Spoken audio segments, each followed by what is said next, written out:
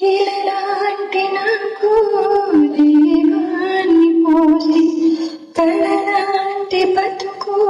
కళతోటి బలపన్నది తొలిసారి చూపి ఎరలోని తెగలు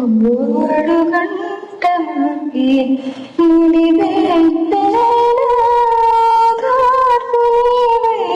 శృతిలయ